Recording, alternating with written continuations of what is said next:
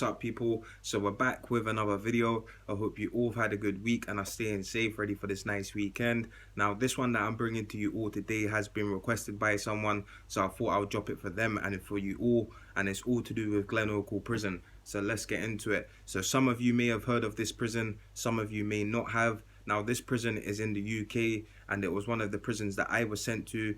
Now, when I say this prison looked nice on the outside, like a lot of prisons do in the UK, but when you get onto the wings and into the cells, the living conditions are nothing to how it looked like when you was on that prison bus. Now, from when we were on the prison bus and we had the radio on and we got near to the prison and the radio cut off, literally you knew how remote you was, especially when you're seeing nothing but a load of mountains. Now, glenochil prison, I'm not saying this just because I was sent there, is a very hard, tough prison.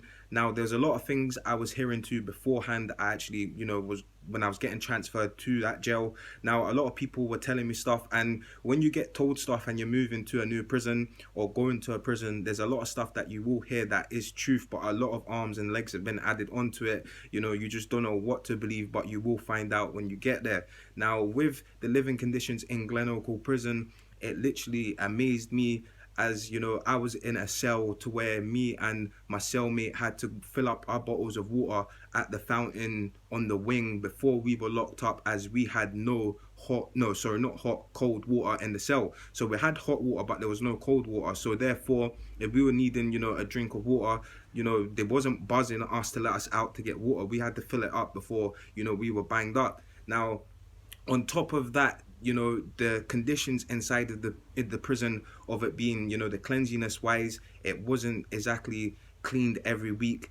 Now, when I was speaking to one of the old guys that I got on with in the first prison, I was writing to him, saying to him, that the prison that I was in with him is like a 5-star hotel. Now, I don't mean like, prison is supposed to be luxurious and, it was like a hotel. But what I meant by that, by it being clean, and the conditions of people living inside of prisons, it was the way it should have been. And when I got to this second prison, it literally, it was a hellhole, and it just made my time, what I was doing, a lot more hard, as it's the stuff that you just have to deal with, but you just got to block it out. Now, when I mean, the conditions of the cells were, it wasn't painted from when it got painted the first time round.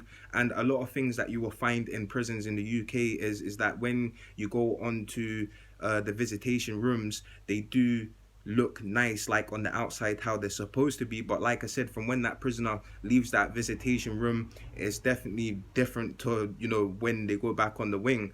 Now, from when I was inside of that prison, it really did make me realize to more of the fact of how dangerous it was, and how run down it was, because we had buttons, that we had call buttons and emergency buttons in the cells for prisoners to press when they're needing stuff or an emergency. Now, every single button in our cell wasn't working, so if there was something medically wrong with me or my cellmate, then we were basically left there until we were let back out, or someone came and checked on us every 2.5 hours or whatever it was. So definitely 100%, being in prison is no joke, and the conditions of a lot of prisons are run down, and to what people are living in is inhumane, and that's the real fact of it, because how you can't have 3 human beings living into one cell. Now, this prison that I went to, there were single cells, and it was a very long waiting list to get a single cells. And even the screw said to me, you could be waiting half of your sentence or near to the end of your sentence before you actually do get that single cell.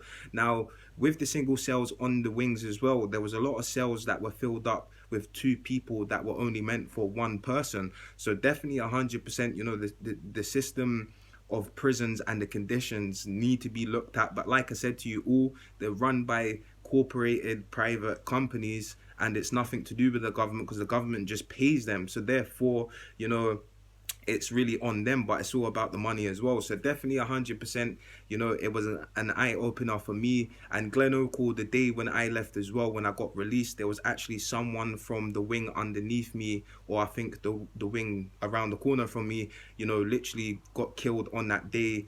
and it was to do with, you know, they got their throat sliced or something like that. So, you know, definitely 100%, any prison is dangerous, so it doesn't have to be one main one, but you know, there is a lot of tough prisons out there, and you know, you just have to, like I said before, defend yourself when it comes down to defending yourself, as no matter what it is, and you're not a fighter, you need to show people that, you know, you're not a dickhead, or you're not an idiot or whatever, and that, you know, you're prepared to, you know, actually defend yourself. Because inside of glenochil, there's a lot of people that was on drugs, and you know, inside of glenochil, it was just a different ball game to the prison that I was in the first time round, and it was literally an eye opener to me to go, you know, literally not every prison is the same as the first one or the second one that you've been to.